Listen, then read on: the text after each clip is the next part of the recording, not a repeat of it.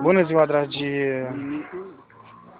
Bună ziua la toți care se uită pe acest post minunat de YouTube. Dă drumul DJ la muzică.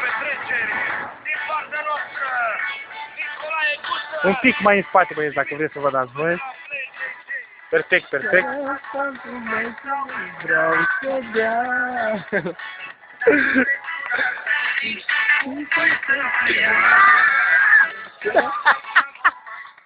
Vreau să bea.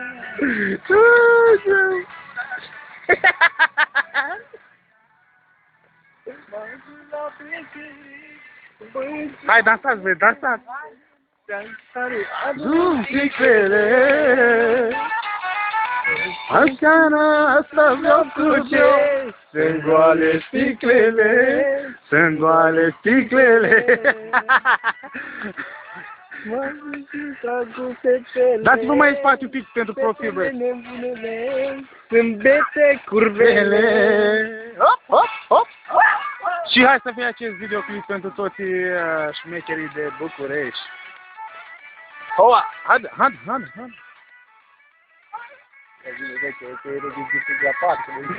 Dați-vă mai încolo, băi. Nu, n-ai tras la dans.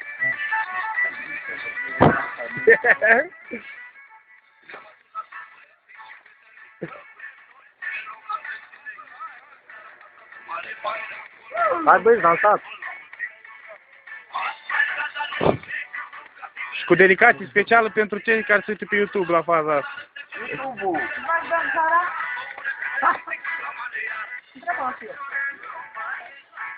Da? Hai, pupați-vă un pic. Cu limba, băieții? Băieții. Hai, cu limba.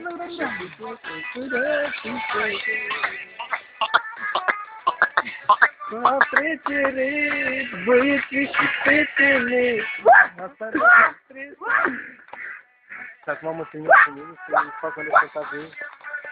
Dar nu, acum stai că să mă gândesc.